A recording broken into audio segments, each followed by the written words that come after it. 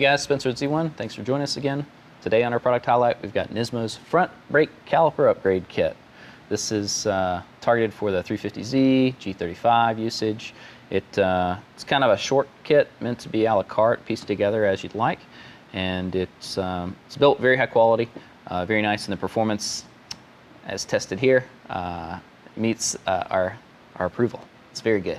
So the Stoptech commissioned kit, as you see, is Nismo. Beautiful branding, is on a ST42 caliper. Kits come basic, so the base price includes both calipers. It includes the radial mount brackets, and that's it. All right, mounting hardware. They're offered in two configurations. You can get it as a street caliper kit, or you can get it as a race caliper kit. Street kits are going to keep things you're familiar with seeing on your road car, like dust boots, which are really handy to get extremely long life out of calipers. The race kits do not feature that. They just use a larger capped piston and don't use them. When we run on race cars, we always burn these things out anyways. They go bad, so that's why race calipers don't include it. Piston size is the same in both, which features a 42 and a 38 millimeter piston, and both options can utilize any of the pad compounds. Okay, so it's a really nice configuration. We offer it as a supplemental package to include the option to add discounted brake lines, rotors of your choice, but the kit comes as a basic package to upgrade a Brembo fitted car. So what that means is you got factory Brembos on your car that has a 12.75 inch rotor. These things are made to go right onto that. So you can use it with a stock rotor, a Z1 performance rotor, a Z1 lightweight two-piece rotor, or Stoptech, DBA, all those things that are out there.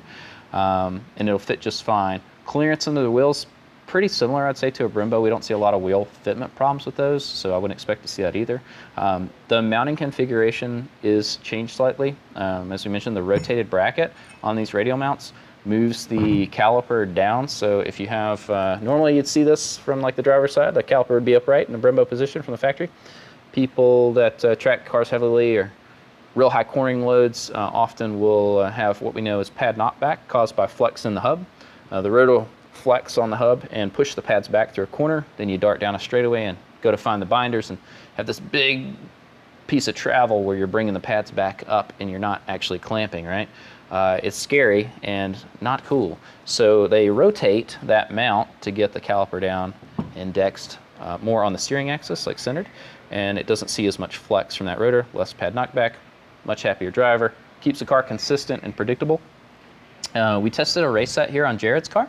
He was running what we'll call the Jared mod previously, which was Z1 two-piece Brembo rotor on his 06 Plus brakes. Had to trim some stuff. We don't really recommend it, but who knew?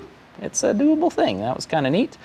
So we did the swap on his car, and have had recent outings at the track. He's really happy with the performance. The previous brakes still could, handle the threshold limit of his tire, we'll say, but his response has been that the brakes are so much more rigid and firm. The clamp load's still good, but his limit's still the tire. His feedback is that it's consistent all throughout, just nonstop beating on it, and that the modulation or control at that limit of threshold is much better. As a driver, we all know that instills confidence, and confidence leads to faster lap times if we're not a dummy. Jury's still out on Jared. Just kidding, just kidding. So Nismo Brake Upgrade Kit sold just as a front package. You can grab it at Z1 Bear. You can grab it with street, sport, or race configured pads. You can grab it with regular old blank rotors, no rotors, two-piece rotors, any way you want to shake it. Install's really straightforward. Minimal need to adjust or trim any kind of backing plate is what we saw here, but honestly, there's older cars nowadays, so sometimes our argument to be bolt-on with no trimming or not, hard to call if they've been tweaked or not. So, but very, very straightforward and easy. Very easy to install. Very rewarding from the driver's perspective. And the things look hot. I mean, look at that.